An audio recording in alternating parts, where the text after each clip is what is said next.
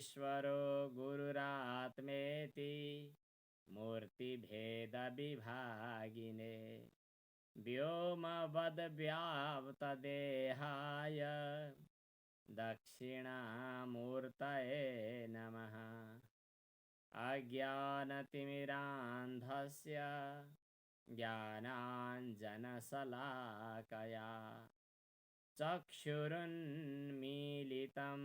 येन तस्मै श्रीगुरवे नमः।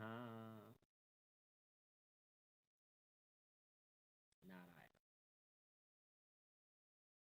प्रसंग चलिरहेको छ ब्रह्मसूत्रको चौथो पहिलो अध्याय पहिलो पाउको चौथो सूत्र तत्त्व समन्वय।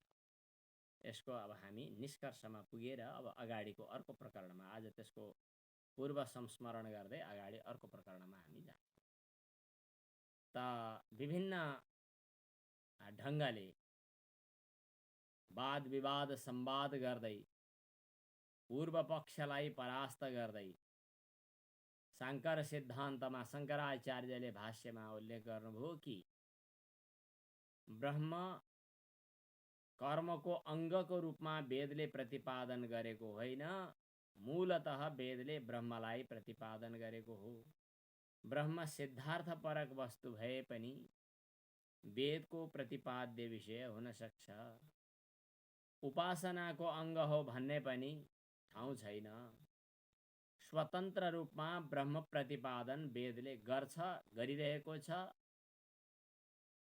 यद्यपि भनिन्छ कि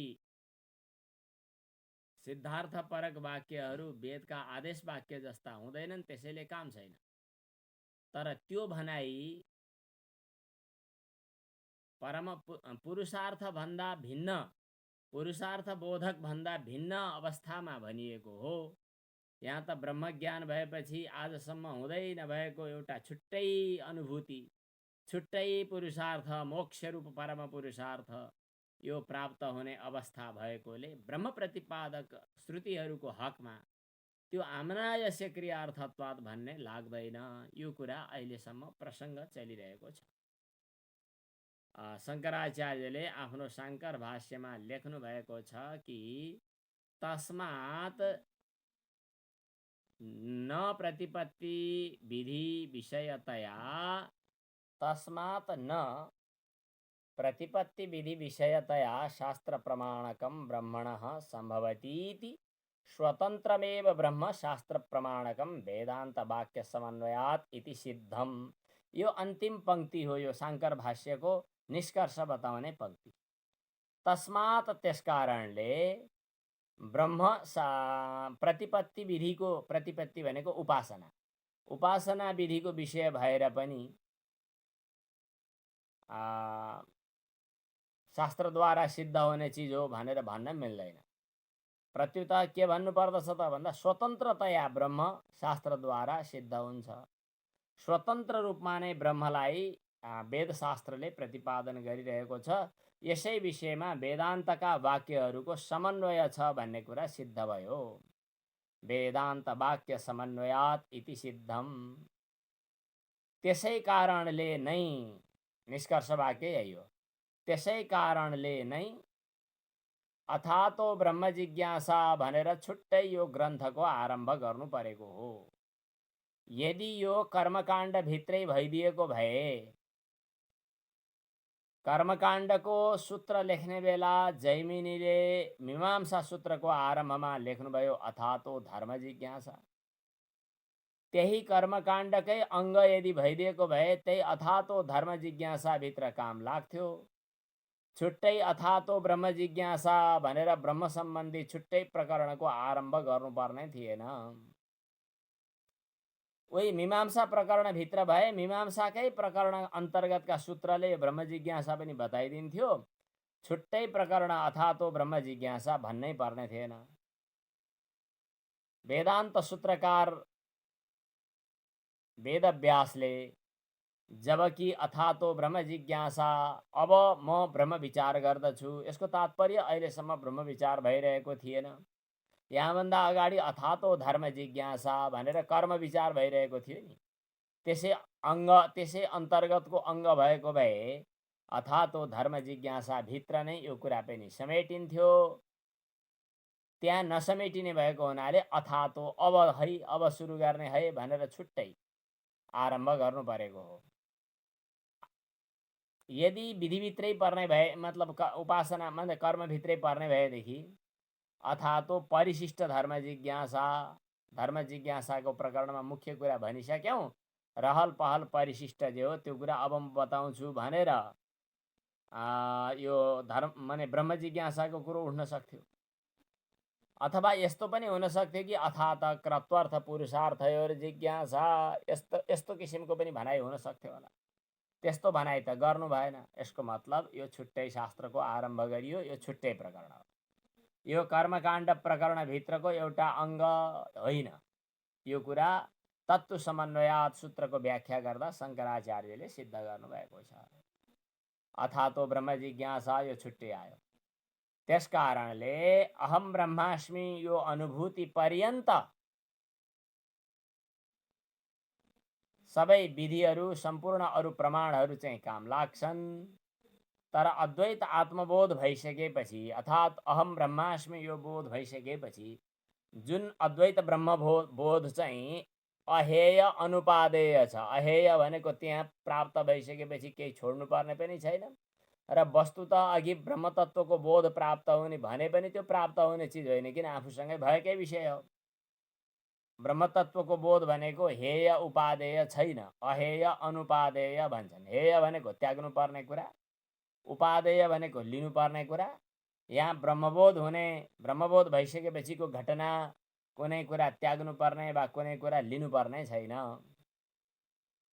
जस्तै मानिसहरूले सामान्यतया आहार शुद्धि गर्न जानेका हुँदैनन्। खाने पिउने कुरा जे भेटियो सब खाइदिन्छन्। उड्नेमा जहाज खान्न, चार खुट्टेमा खुट्टा के खाट खान्न, गिलो चिजमा कुन्नी के खान्न भन्थे। सब खाइदिन्छन् मान्छेहरूले। तर जब सत्सङ्ग सुन्छ, जब सदाचारको जानकारी लिन्छ, कर्मकाण्डको विषय हो नि, त्यसपछि ला अबदेखि त खानुहुन्न। घरमा पकाउने गरे भए पनि यसपालिदेखि दसैँ बन्द है, दसैँमा त्यो दशा बन्द है। प्रतिज्ञा गरे मैले मेरो घरमा अब दसैँमा चाहे अरू कुनै बेलामा पनि हुँदैन र दसैँमा समेत, दसैँ आउँदैछ नि, अब दसैँमा समेत मेरो घरमा यो अभक्ष्य कसैको हिंसाबाट उत्पन्न भएको आहार मैले खाने छैन, अब त्याग्ने छु। यो कर्मको धर्मशास्त्रको विषय हो। त्यो धर्मशास्त्रको विषय नभई ब्रह्मशास्त्र त काम लाग्दैन, त्यो कुरो छँदैछ। तर यो ब्रह्मशास्त्र भनेको धर्मशास्त्रको परिधिभन्दा भिन्नै चिज हो। धर्मशास्त्रका विषयहरू जानेर केही कुरा छोड्नुपर्ने, केही कुरा लिनुपर्ने हुन्छ। अब भोलि बिहानदेखि बिहानै उठेर जप नगरी, सूर्यलाई अर्घ्य नदिई, गायत्रीको उपासना नगरिकन म चिया पनि पिउँदिनँ भनेपछि भोलिदेखिबाट अब बिहान बिहानै उठेर सूर्यको अर्घ्य दिने तरिका सुरु गर्नु पर्यो भनेपछि उपादेय भयो। अब त्यो गलत आहार गर्दिन भनिसकेपछि त्यो हेय भयो। तर ब्रह्म विचारको चरणमा पुगिसकेपछि कुनै हेय र उपादेय हुँदैन। त्यहाँनेरि पुग्दा चित्त शुद्धि पर्यन्त, त्यसको अधिकार सम्पादन पर्यन्त ती हेय उपादेय कर्मकाण्डका विषयहरू हामीलाई चाहिन्छन्। अहिले ब्रह्म प्रतिपादन परक कुरा गर्दै गर्दा कर्मका कुराहरूलाई अलिकति हामी तिरस्कारको भाषामा बोल्छौँ। यसको तात्पर्य कर्ममा नलाग्नु, छाडा हुनु भनेको चाहिँ पटक्कै होइन। त्यो नभई चित्त शुद्ध हुँदैन, त्यो नभई यसमा अधिकार प्राप्त हुँदैन। त्यो कुरा छँदैछ, सम्मान आफ्ना ठाउँमा छ।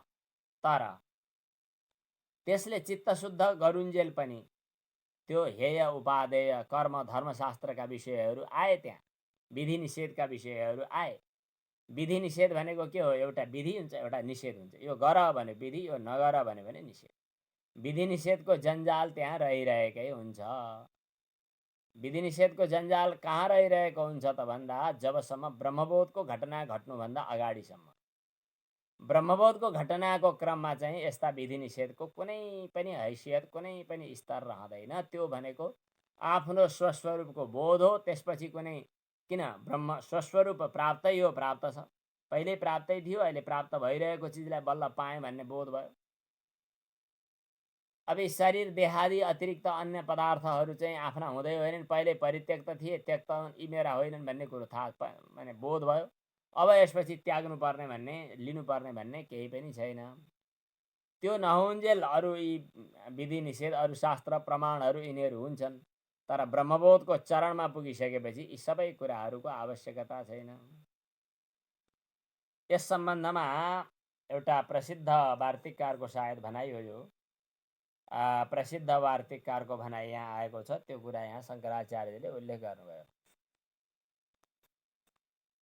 गौणमिथ्यात्मनो सत्वे पुत्रदेहादिबाधनात्, मूलमै छ है यो। गौणमिथ्यात्मनो सत्वे पुत्रदेहादिबाधनात् सद्ब्रह्मात्माहमित्येवं बोधे कार्यं कथं भवेत्।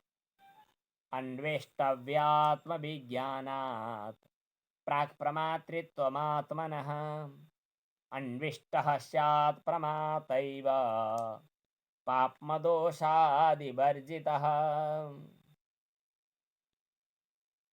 अनि देहात्मप्रत्ययो यद्वत् प्रमाणत्वेन कल्पितः लौकिकं तद्वदे वेदं प्रमाणम त्वात्मनिश्चयात्। यो चाहिँ वार्तिक माने शङ्कर भाष्यमै आएको, मैले स्क्रिनमा देखाइदिएँ भने हजुरहरूले हेर्न सक्नुहुन्छ। यहाँ आयो गौण मिथ्यात्मनो सत्वे। एकछिन अर्थ विचार गर्नु। अर्थ विचार गर्दा मनमा सर्लङ्ग कुरा खुल्यो भने यसलाई टिप्नु, कण्ठ पनि गर्नु। खुलेन भने कान पवित्र भयो, हात जोडेर बस्नु। खुल्छ, खुल्यो भने बुझियो भने बुझियो, बुझिएन भने बुझिएन। अब श्लोकको अर्थ गर्ने प्रयास गर्दछु म। गौण मिथ्यात्मनो सत्वे।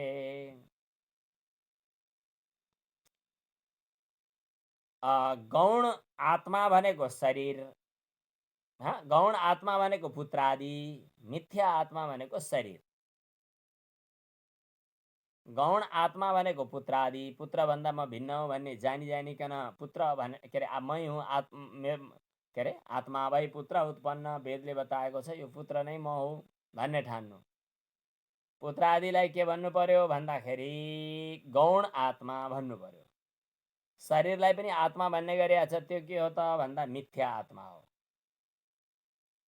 त्यो चाहिँ असत्वे भनेको चाहिँ असत, असत हो भनिसकेपछि पुत्र देहादि बाधनात्, पुत्र र देहहरू आदि म हुँ भन्ने कुराको बाधित हुन्छ। अर्थात् अबाधित परिपूर्ण सर्वसाक्षी आत्मा म हुँ भन्ने बुझिसकेपछि, फेरि भन्नु, अबाधित सर्वसाक्षी पूर्ण आत्मा म हुँ भन्ने कुरा बोध भइसकेपछि,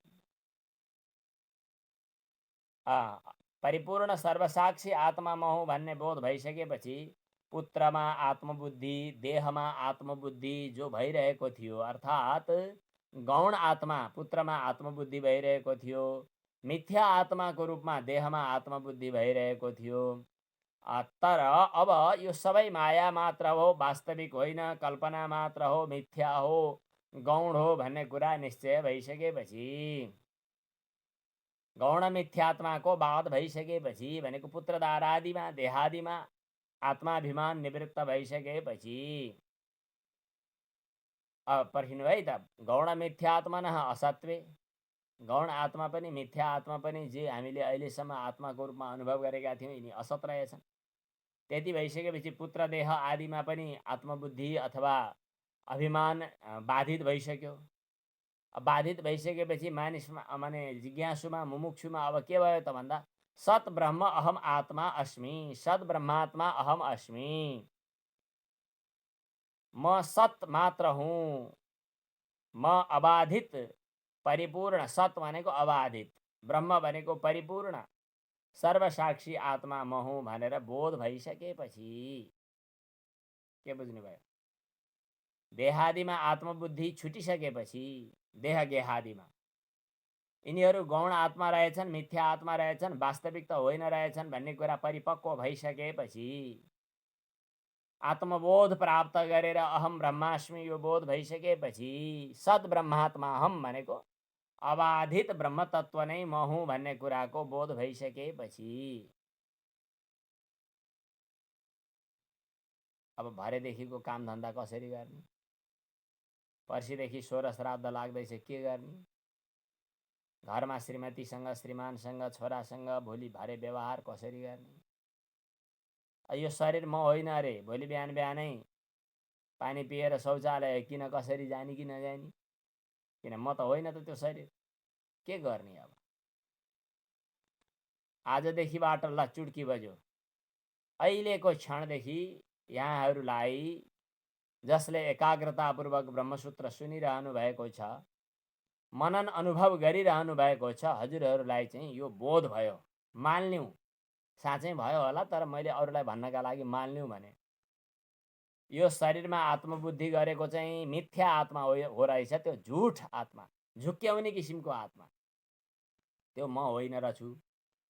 पुत्रादिमा पनि आत्मबुद्धि गरिन्थ्यो, त्यो पनि मेरो गौण आत्मा भनेर भलै, तर त्यो पनि गलत हो रहेछ भनेपछि देह गेहादिमा अब अहम ममको भाव चाहिँ बाधित भयो, अब छैन। अहम ब्रह्मास्मि यो बोध भयो, सद ब्रह्मात्मा हम यो बोध भयो। बोध भएपछि अब काम के गर्ने?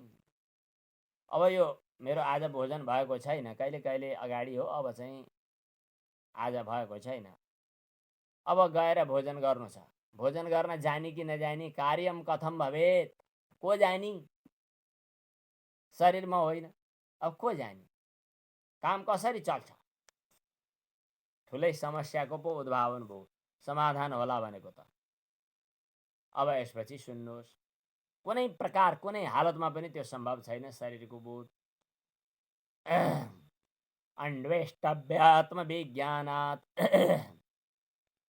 जुन आत्माको ज्ञान गर्नु छ, त्यो आत्माको ज्ञान हुनुभन्दा पहिले आत्मा प्रमाता बन्न सक्छ। अन्वेष्टव्यात्म विज्ञानात्, आत्मा अन्वेष्टव्य, अन्वेष्टव्य भनेको खोजी गर्न लायक। जुन आत्माको सम्बन्धमा अब खोजी गर्नु छ, त्यो खोजी गर्नुपर्ने आत्मा हुन्जेल के हुन्छ त भन्दा अन्वेष्टव्य हुन्छ। भोक्तव्य भनेको खानुपर्ने, गन्तव्य भन्ने त हजुरहरूले थाहा पाउनुहुन्छ, जानुपर्ने भन्नु पर्यो भने।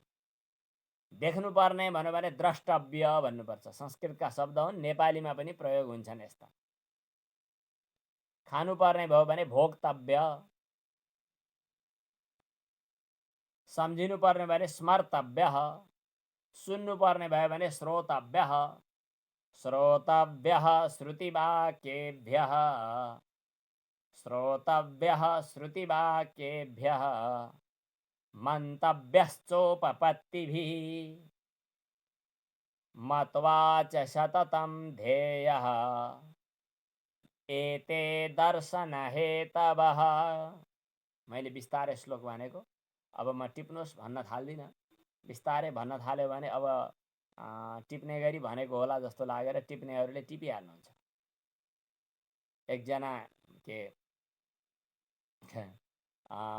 वैशम्पायन नाम गरेका ऋषि हुनुहुन्थ्यो। उहाँले मुखबाट ज्ञान बाहिर प्रकट गर्न नपाउँदै अरू ऋषिहरूले तित्रा बनेर ट्याप ट्याप टिप्थे अरे कि। अनि तित्रो बनेर टिपेको हुनाले त्यो वेद संहितालाई तैत्तिरीय भनियो। तर वैशम्पायनले चाहिँ यो मनुष्यलाई गुरु बनाएर म पढेको विद्या राख्थिनँ भनेर सब विद्या फ्याँकिदिए, छर्दे। आजसम्म गुरुले मलाई जे पढाए त्यो म सब फ्याँकिदिन्छु भनेर पोख्दे। अनि अरू ऋषिहरू गएर तित्रो बनेर ग्रहण गरे भन्ने यस्तो पौराणिक आख्यान प्रसिद्ध छ। तित्रो बनेर ग्रहण गरेको संहितालाई तैत्तिरीय संहिता भनिन्छ, तैत्तिरीय उपनिषद पनि छ। मुखबाट निस्क्यो कि ट्याप पक्रिने, यस्तो पनि हुन्छ। कतिपय विद्यार्थीहरू त्यसो गर्छन्। हजुरहरूमध्ये केही यस्ता साधक पनि हुनुहुन्छ, सुन्न नपाउँदै टिपेर तयार गरेर कापीभरि 5-7-8वटा कापी बनाएर राखिसक्नुभयो। उपनिषदका एक एक प्रवचनहरू टिपेर राख्नु भएको छ। दोहोरिएका पनि टिपेको होला, दोहोरिएका टिप्नु पर्दैन त सम्भव भए टिप्नु होला। अन्वेष्टव्यात्म विज्ञान के भयो? तब्यत प्रत्यय भयो भने खोजी गर्नुपर्ने, जान्नुपर्ने, देख्नुपर्ने। श्रोतव्य, मन्तव्य, निदिध्यासितव्य, यस्ता शब्दको अर्थ हुन्छ गर्नुपर्ने। जबसम्म आत्माको ज्ञान गर्नुपर्नेवाला छ भने ज्ञान भइसकेको छैन। अन्वेष्टव्य भनेको खोजी गर्न लायक छ, खोजी गर्दैछ, खोजी गर्नु पर्नेवाला छ।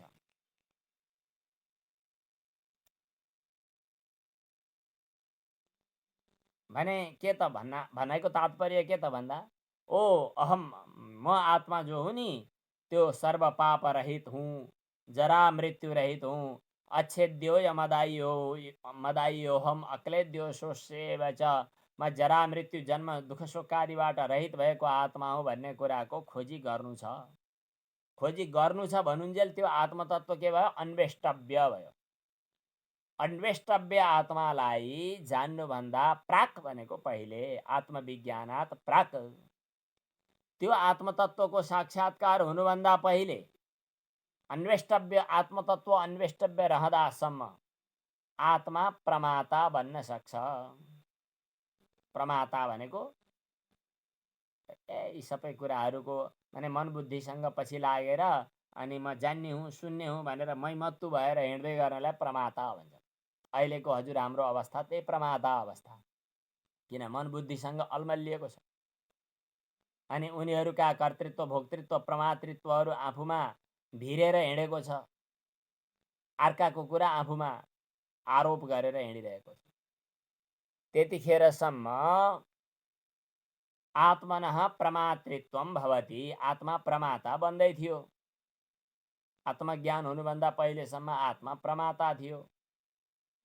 प्रमाताको स्वस्वरूपको बोध भइसकेपछि त्यही आत्मा अन्विष्टः स्यात्, यदि खोजी गरिसकेपछि प्राप्त भइ नै सकेपछि त प्रमाता एव भनेको त्यो प्रमाता नै पापम दोषादि वर्जितः। प्रमाता हुनु भनेको त्यहाँ कर्तृत्व भोक्तृत्व प्रमातृत्व आउनु भनेको त्यहाँ पाप पुण्य सुख दुःख लेनदेनहरूको सम्बन्ध हुनु हो।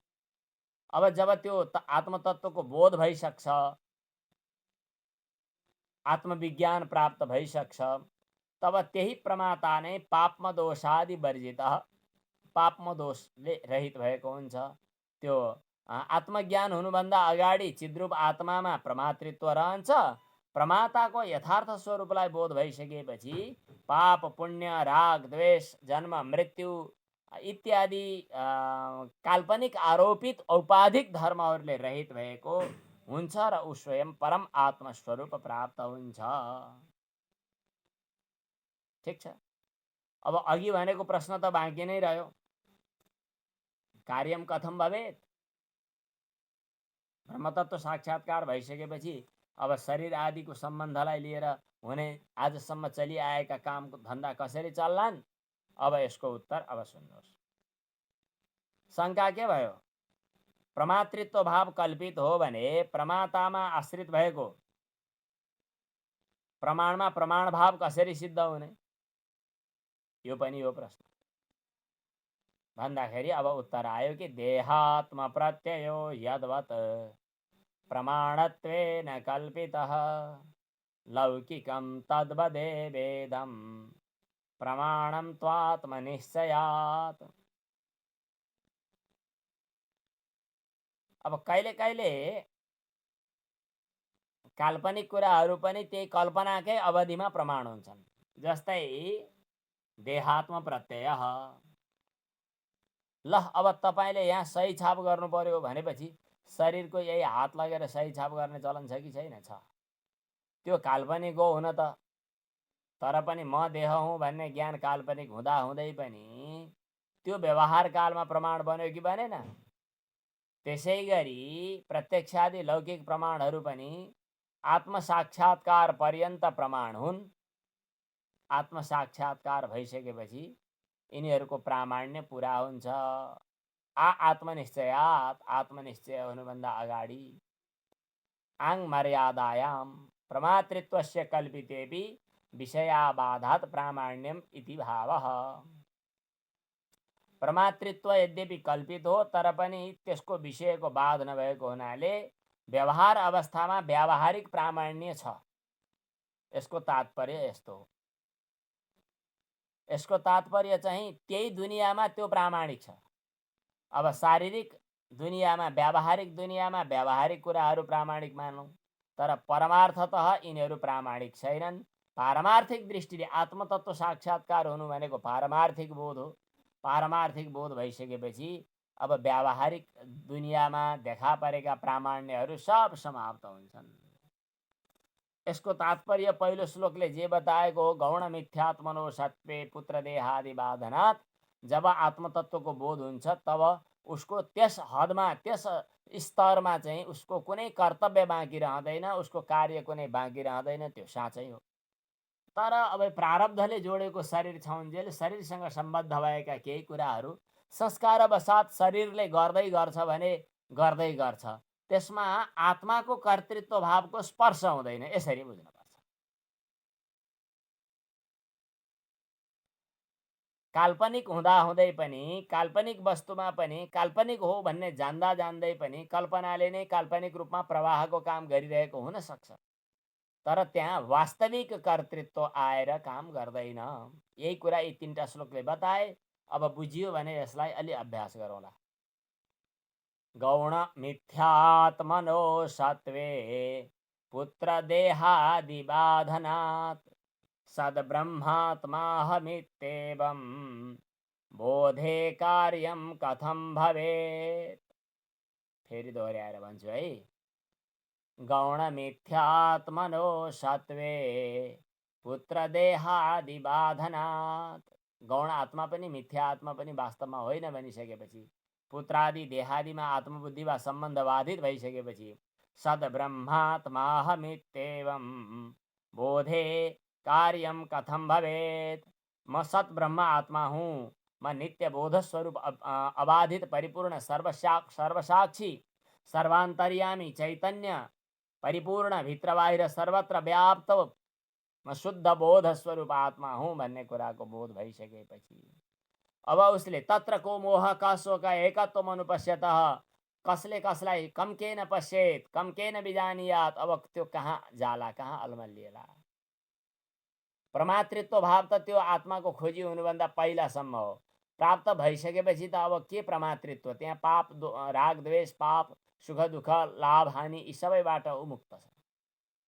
अन्वेष्टव्यात्म विज्ञानात् प्राक् प्रमातृत्वमात्मनः, अन्विष्टः स्यात् प्रमातैव पाप्मदोषादिवर्जितः, देहात्म प्रत्ययो यद्वत् प्रमाणत्वेन कल्पितः, लौकिकं तद्वदेवेदं प्रमाणं त्वात्मनिश्चयात्।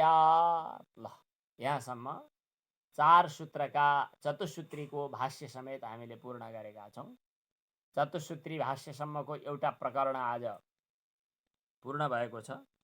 अब यसपछिका सूत्रहरूको अभ्यास गर्नु छ। अब यसपछिका सूत्रहरू चाहिँ इच्छत्यधिकरणम भनेर, इच्छति अधिकरणम, यो एउटा छुट्टै अधिकरणको शुभारम्भ भएको छ। अब इच्छति अधिकरणम, अब 5औं सूत्र पुस्तक हातमा लिनुभएकाहरूका लागि अब अलिकति पुस्तकको प्रयोजन अब देखा पर्दछ। 5औं सूत्रको उपक्रमको रूपमा, 5औं सूत्रको आरम्भको रूपमा शङ्कराचार्यले के कुराको सुरुवात गर्नुभएको छ त्यसको संक्षेपमा म चर्चा गर्छु। वेदान्त वाक्यहरूको प्रयोजन ब्रह्म साक्षात्कार हो। तात्पर्यद्वारा जीवात्मा र परमात्माको एकतालाई नै बताउँछन्। माने कर्म भागसँग साँठगाँठ नगरी, वेदको कर्म भागसँग हातेमालो नगरिकन ज्ञान भागले ब्रह्मतत्वलाई प्रतिपादन गरिरहेका छन् भन्ने कुरा यी 4 सूत्र माने 4थो सूत्रसम्ममा हामीले बतायौं। अब ब्रह्म भनेको के हो त? सर्वज्ञ सर्वशक्ति समन्वित अनि जगतको उत्पत्ति स्थिति र लयको कारण हो भन्ने कुरा पनि हामीले बतायौं हैन। सर्वज्ञम भनेर शास्त्र योनित्वात् भन्ने ठाउँमा बतायौं। अनि जगत उत्पत्ति स्थिति लयको कारण हो भन्ने कुरा चाहिँ हामीले जन्माद्यश्यतो माने जन्माद्यश्यतः यहाँ गएर बतायौं। हामीले एउटा निष्कर्ष निकाल्यौं कि ब्रह्म त्यस्तो सर्वज्ञ सर्वान्तर्यामी नित्य जगत उत्पत्ति स्थितिको लय कारण भएको एउटा ब्रह्म तत्व छ भनेर हामीले बतायौं। हामीले मात्रै भनेर भएन, अरु दार्शनिकले के भन्छन् भनेर बाहिर हेर्न मन लाग्यो। अब सांख्यादि दार्शनिकहरूले के भन्छन् त भन्दा होइन होइन, कुनै भएको वस्तु परिनिष्ठित वस्तु नै प्रमाणद्वारा जानिने हो। प्रमाण भनेको अनुमान आदि प्रमाण पनि छन्, आँखाले त देखिँदैन क्या र त्यो सृष्टिको मूल कारण।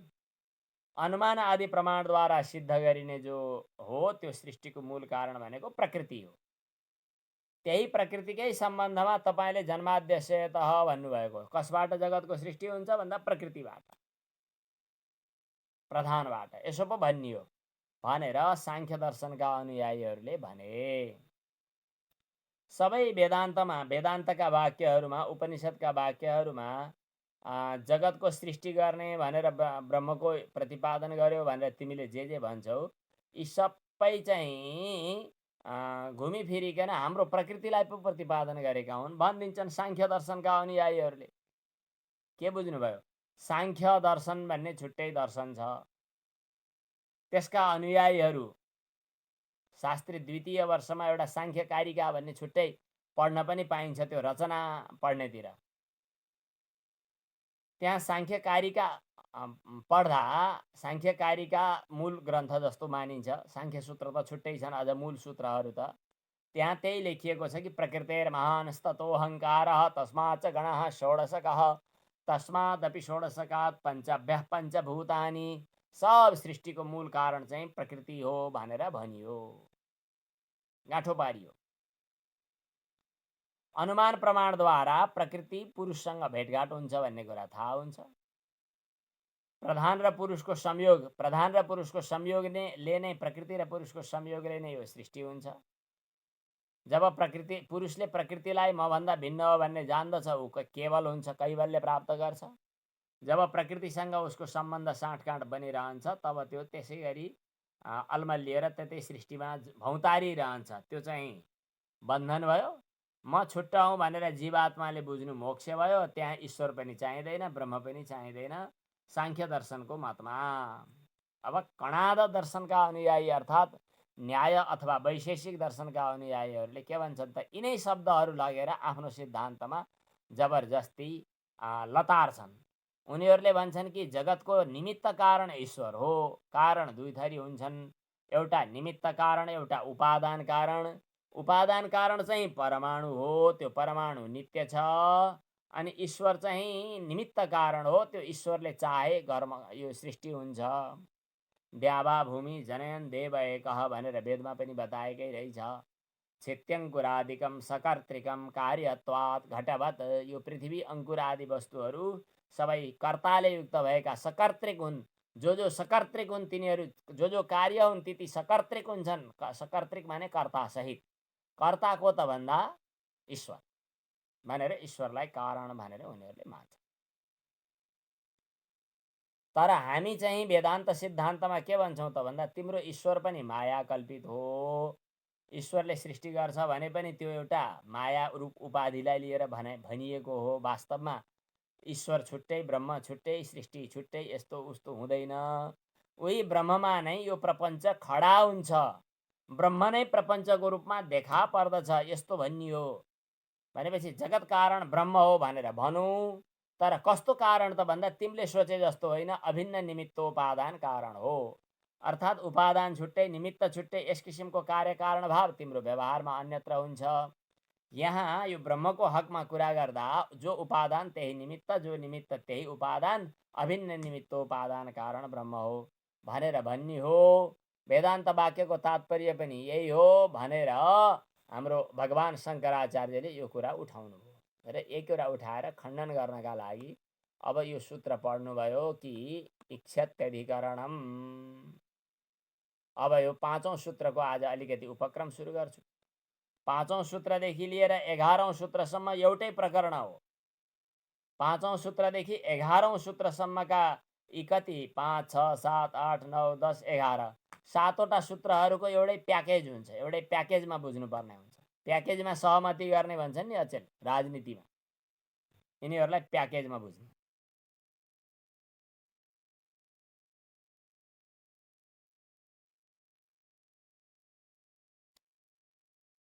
कसरी बुझ्ने त भनेर भन्दा इक्षत्यधिकरणम, यहाँ इक्षत्यादिको अधिकरणको आरम्भ भयो। अब यसका सम्बन्धमा हामीले पूर्व पक्ष उत्तर पक्ष यसको तात्पर्य यो के हो यसलाई उपरिष्टात् माथि माथिबाट हामी बुझ्छौँ। अहिले इक्षणात् तदैक्षतेति वाक्येन, यो मैले मूल मात्रै अन्यत्रैबाट पढ्दैछु। प्रधानम ब्रह्मचोच्यते। अब यो सूत्रको उपक्रम सुरु गरौँ। छान्दोग्योपनिषदको 6औं अध्यायको दोस्रो पाउको पहिलो सूत्र, सदैव सौम्य इदमग्र आसीत् एकमेवाद्वितीयं ब्रह्म एकमेवाद्वितीयं तदैक आहु असदेवेदम अग्र आसीत् एकमेवाद्वितीयं तस्मात् असतः सद् जायत। यो छान्दोग्य उपनिषद हो। अब के गर्ने, अब यसै पढ्न बस्न थालिहालियो। यी सादी 10 उपनिषद त हातमा लिएकै हो। अब छान्दोग्य उपनिषद पनि साथमा लिनु पर्यो। कुनै दिन मौका पर्दा गुरुसँग पढ्नु पनि पर्ला। छान्दोग्य उपनिषदमा यो कुरा आयो कि सदैव सौम्य इदमग्र आसीत्। हे सौम्य, यो सत नै हो। सुरु सृष्टि हुनुभन्दा अगाडि एकमेवाद्वितीयम, एक अद्वितीय ब्रह्म तत्व थियो। त्यो पहिले कसैले असत पनि भन्थे। असत भए असतबाट सत कसरी पैदा हुने, यस विषयमा निकै छलफल छ। त्यसपछि फेरि बताइयो कि तद ऐक्षत, त्यो जो सृष्टिभन्दा अगाडि कोही थियो त्यसले ईक्षण गर्यो भन्छ यो दोस्रो मन्त्रमा।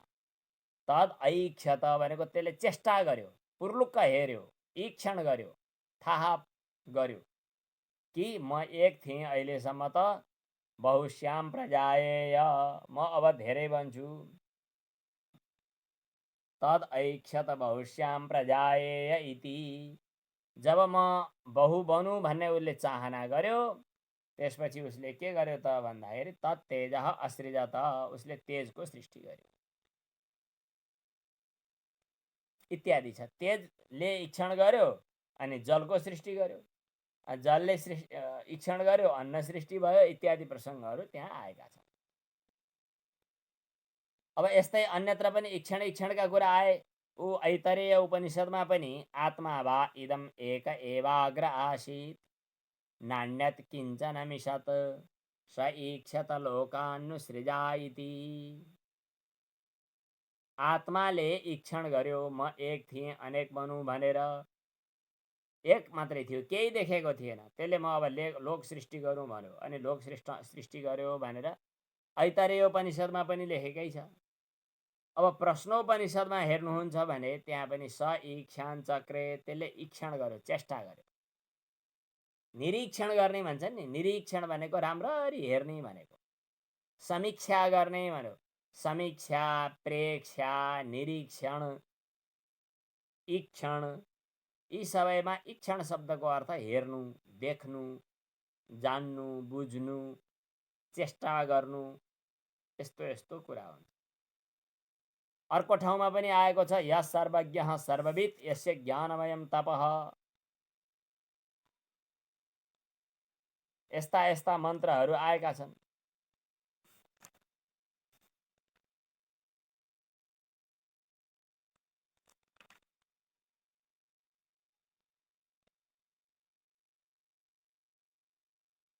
यी मन्त्रहरूले हामीलाई के सङ्केत गर्यो त? यः सर्वज्ञः सर्ववित् यस्य ज्ञानमयं तपः। मुण्डकोपनिषद, तस्मादेतद् ब्रह्म नाम रूपमन्नं च जायते न तस्य कार्यं कारणं च विद्यते। यी विभिन्न मन्त्रहरूले हामीलाई के कुरा बताएका छन् त भन्दा ब्रह्मले ईक्षणपूर्वक सृष्टि गर्यो भनेर भन्छन्।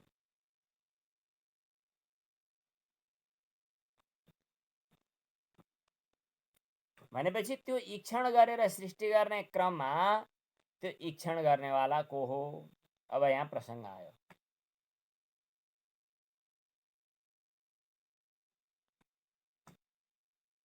जगतको सृष्टि गर्ने क्रममा ब्रह्मले अथवा त्यो सत तत्त्वले ईक्षणपूर्वक सृष्टि गर्यो भनेपछि त्यो सत तत्त्वले इक्षण गर्यो भनिसकेपछि त्यो इक्षण गर्नेवाला सत तत्त्व को हो? तपाईँ सांख्य दर्शनका अनुयायीहरूले भने जस्तो प्रकृति हो कि हामी वेदान्तीहरूले सोचे जस्तो ब्रह्म हो भन्ने कुराको अब यहाँ शङ्का छ। तदैक्षत यो वाक्यमा जगतको कारणको रूपमा जसलाई बताइयो, जसले इक्षण गर्यो भनेर बताइयो, त्यहाँ जगतको कारण इक्षण गर्नेवाला जगतको कारण प्रकृति हो कि ब्रह्म हो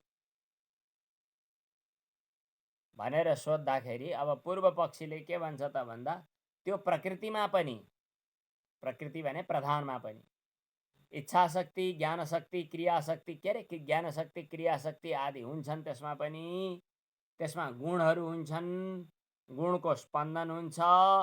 त्यो त्यसकारणले गुणात्मक प्रकृति नै जगतको कारण हो भन्नुपर्छ, निर्गुण ब्रह्म जगतको कारण हो भन्न मिल्दैन भन्ने पूर्व पक्षीको भनाइ छ। तदैक्षतेति वाक्येन प्रधानं ब्रह्म बोच्यते। तद ऐक्षत भविष्याम प्रजाय, यो वाक्यले प्रकृतिलाई पो कारण भनेको हो कि ब्रह्मलाई कारण भनेको हो भनेर विषय आयो, सन्देह आयो। अब पूर्व पक्ष के हो त भन्दाखेरि ज्ञान क्रिया शक्तिमत्वात् प्रधानम सर्व कारणम, ज्ञान शक्ति क्रिया शक्ति हुने भएको हुनाले प्रधान नै, प्रकृति नै जगतको कारण हो भन्ने चाहिँ यहाँ पूर्व पक्ष आयो। अब सिद्धान्तले के भन्छ त, ईक्षणात् चेतनम ब्रह्म क्रिया ज्ञाने तु मायया। ईक्षणात् भनेको शास्त्रमा इक्षण गर्नेवाला जगतको कारण हुन्छ भनेको हुनाले चेतन ब्रह्म नै जगतको कारण हुन सक्छ। प्रकृतिमा के अरे कर्तृत्व अनि माया यिनीहरू त के अरे कर्तृत्व र अनि अघि के भनिएको थियो, ज्ञान, ज्ञान शक्ति र क्रिया शक्ति। ज्ञान शक्ति र क्रिया शक्ति त आत्मामा भएको माने पनि चाहिँ मायाद्वारा आरोपित छन्, मायाको उसको कारणले गर्दा आरोपित छन्। अनि आत्मशब्दको कुरा पनि आएको छ। त्यसकारणले प्रकृति जगतको कारण हो भन्न मिल्दैन, ब्रह्म नै जगतको कारण हो भनेर यहाँ सिद्धान्त बताउनु छ। यो अब इक्षतेर्ना शब्दम सूत्रबाट वेदमा बताइएको हो इक्षणकर्ता नै जगतको कारण हो भन्ने जो भनाइ हो, यो भनाइले के सिद्ध हुन्छ त भन्दा चेतन ब्रह्म नै जगतको कारण हो। श्रुतिमा प्रतिपादन नगरेको, श्रुतिमा नबताएको अचेतन प्रधानमा जगत कारणत्व छैन। त्यहाँ इक्षण कर्तृत्व पनि इक्षण गर्नेवाला हुन्छ भन्ने पनि छैन। ज्ञान शक्ति र क्रिया शक्ति त प्रकृतिमा हुन्छन्, ब्रह्ममा छैनन् भन्छौ। ब्रह्ममा मायाद्वारा आइपुग्न सक्छन्, मायाद्वारा आएका त उनी वास्तवमा आउनु परेन क्या। यदि अचेतन प्रधान नै जगतको कारण हो भनेर तपाईँ भनिरहनुहुन्छ भने जगतको कारणलाई आत्मा भनेर उपनिषदमा बताएको छ धेरै ठाउँमा, के गर्नुहुन्छ नि? आत्मा शब्दको प्रयोग गरेको हुनाले त्यो चाहिँ मिल्दैन। यो चाहिँ यसको सामान्य यी 7वटा सूत्रहरूको तात्पर्य हो। अब मैले 7वटा सूत्रहरूको सरसर्ती अर्थ बताउँछु, शङ्कर भाष्य पछि विचार गर्दै गरौँला। अब ईक्षतेर्ना शब्दम, मैले ठिक्क हजुरहरूकै जस्तो सानो पुस्तकको स्क्रिन सेयर गर्ने व्यवस्था अलिकति समय मिलाएर हेरेर भोलिदेखि गरौँला। ईक्षतेर्ना शब्दम यो सूत्र भयो। ईक्षतेर्ना शब्दम उच्चारण गर्ने प्रयत्न गर्नु होला आफै। ईक्षतेर्ना शब्दम, यसको शब्दको के अरे विभाजन गरौँ। इक्षते एउटा शब्द भयो, न अर्को शब्द भयो, अशब्दम अर्को शब्द भयो। अशब्दम भनेको वेदमा शब्दद्वारा प्रतिपादन नगरिएको हुनाले, प्रकृतिद्वारा नै जगतको सृष्टि भयो भनेर वेदमा नबताएको हुनाले, अशब्दम भनेको शब्दद्वारा शब्दतः प्रतिपादन नगरेको हुनाले जगतको कारण प्रकृति हुन सक्दैन। न जगतको कारण प्रकृति हुन सक्दैन।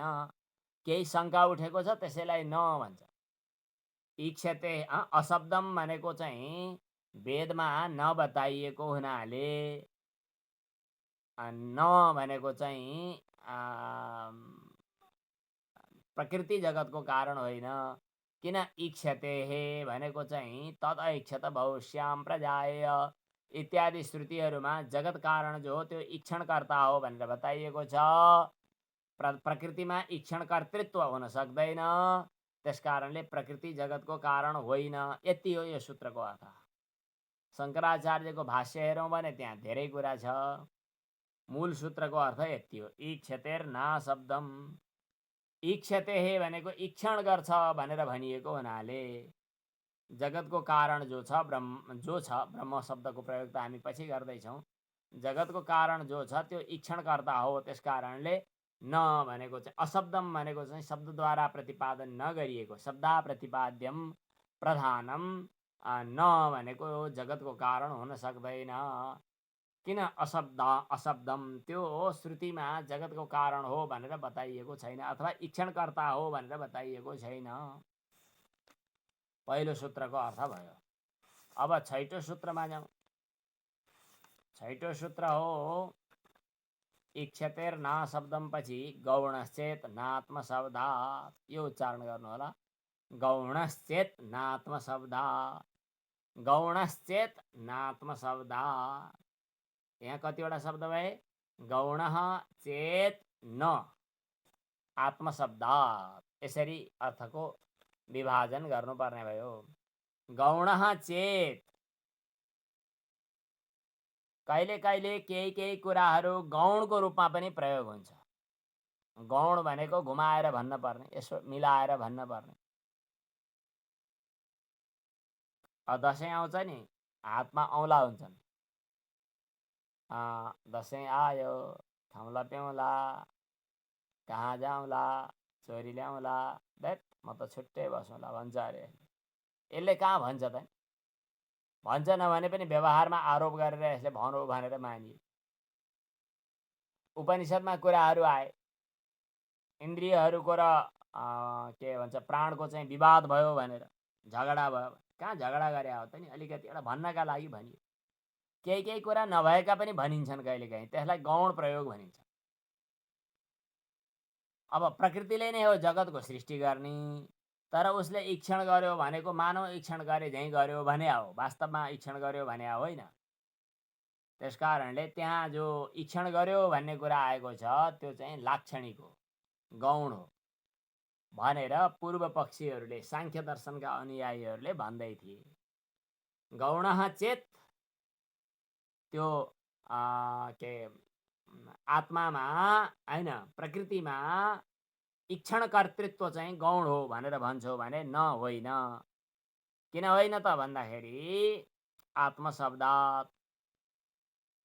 श्रुतिमा चाहिँ आत्मशब्दको प्रयोग गरेको छ। कहाँ भन्नुहोस्? छान्दोग्य उपनिषदमा, अन्यत्र पनि छ। छान्दोग्य उपनिषदको प्रकरण पहिला हेरिहालौँ। सेयं देवता ऐक्षत हन्ताहम इमास्तिस्रो देवता अनेन जीवेन आत्मना अनुप्रविश्य नाम रूपे व्याकरवाणी। यहाँ के लेखेको छ? त्यो सृष्टि गर्नेवाला देवताले इक्षण गर्यो, इक्षण गर्यो नि होइन, चेष्टा गर्यो। अनि मैले यी तीन देवताहरूमा यो जीवात्माद्वारा प्रवेश गरेर नाम र रूप प्रकट गरौँ, म जीव आत्माको रूपमा प्रवेश गरेर नाम र रूपको प्रकट गरौँ भनेर त्यो परम देवताले चेष्टा गर्यो भनेको छ। त्यहाँ आत्माको रूपमा प्रवेश गरेर भनेपछि आत्मशब्दको प्रयोग आयो कि आएन हजुर? आयो। आत्मशब्दात् भनेको त्यहाँ आत्मशब्दको प्रयोग भएको हुनाले तपाईले भने जस्तो प्रकृतिबाट जगतको सृष्टि भयो भन्न मिलेन। चेतन आत्माबाटै जगतको उत्पत्ति भयो भनेर मान्नु पर्दछ। सत चेतन आत्मा नै जगतको कारण हो भन्नु पर्दछ। यतावता इक्षति शब्द गौण होइन, मुख्य नै हो। गौणश्चेत नात्मशब्दात्। अब छान्दोग्य उपनिषदको अर्को मन्त्र पनि छ।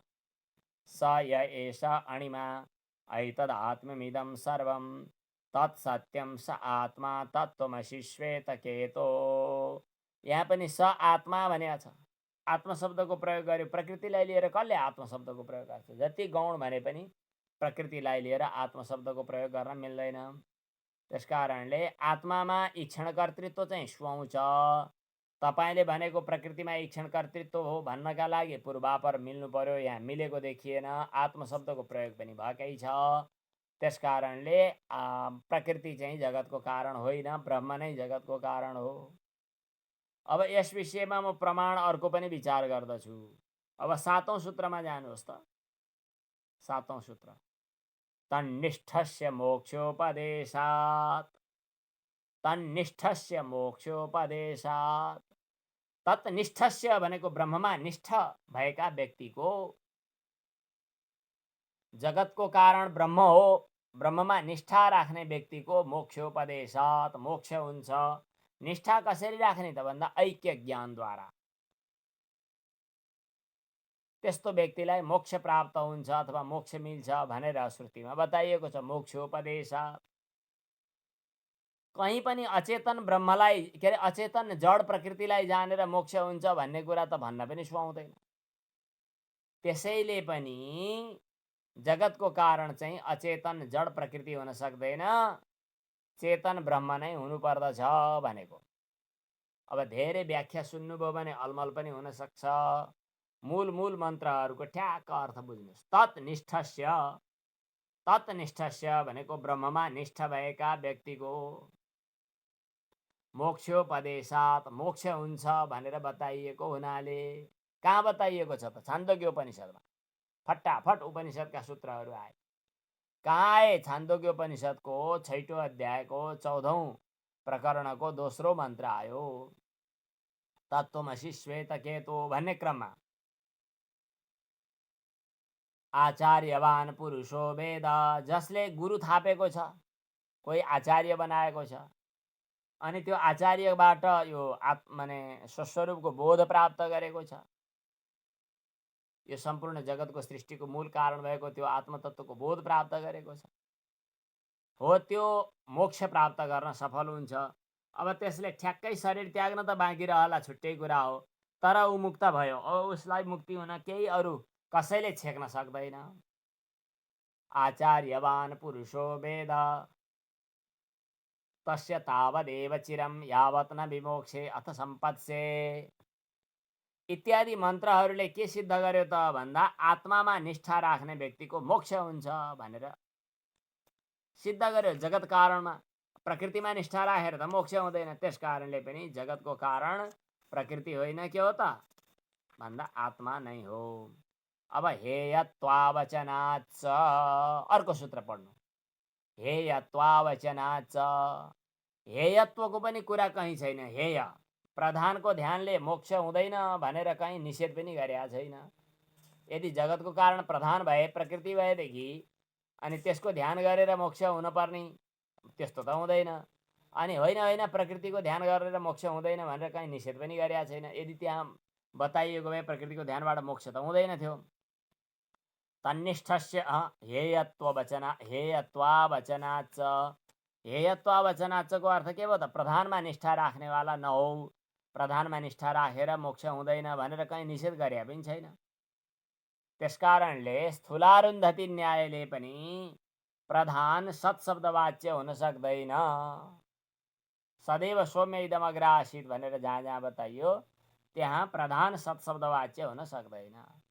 अब अर्को सूत्रमा जानुहोस्। 8औं स्वाप्ययात्, स्वाप्ययात् 8औं सूत्र स्वाप्ययात्। यहाँ कतिवटा शब्द छन्? स्व अनि अप्ययात्। स्व भनेको आफूमा, आप्ययात् भनेको चाहिँ सुसुप्ति कालमा जीव आफैमा विलीन हुन्छ भन्ने कुरा उही छान्दोग्य उपनिषदमा आएको छ।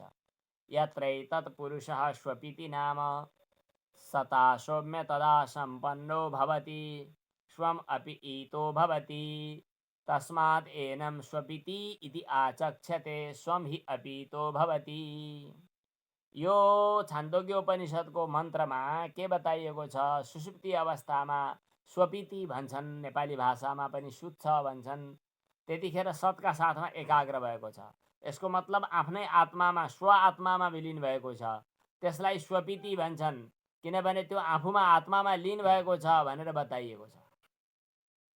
यसको तात्पर्य के भयो त भन्दाखेरि सुषुप्ति समयमा जीव आफ्नो मूल अधिष्ठान साक्षी चैतन्यमा प्राप्त हुने भएको हुनाले चेतन नै सत्शब्द वाच्य हो, प्रधान होइन भन्ने कुरा सिद्ध हुन्छ स्वाप्ययात्। अब यसपछिको अर्को सूत्र पढौँ। गति सामान्यात्। गति सामान्यात् भनेको के त?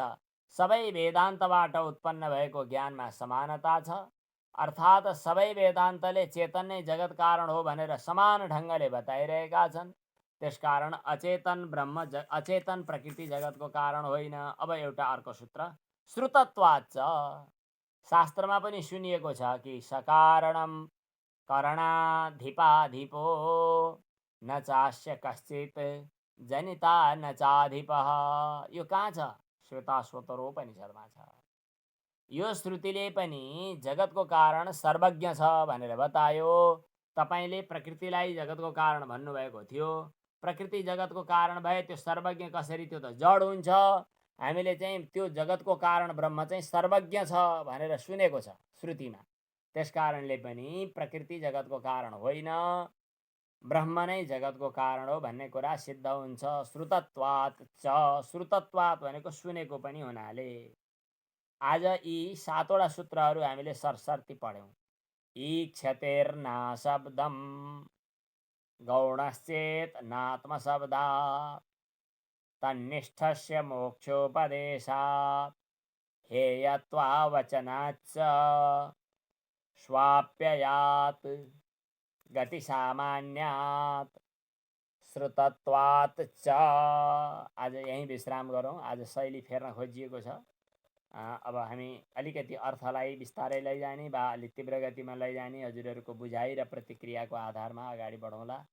ओम पूर्णमदः पूर्णमिदं पूर्णात् पूर्णमुदच्यते पूर्णस्य पूर्णमादाय पूर्णमेवावशिष्यते। ओम शान्तिः शान्तिः शान्तिः।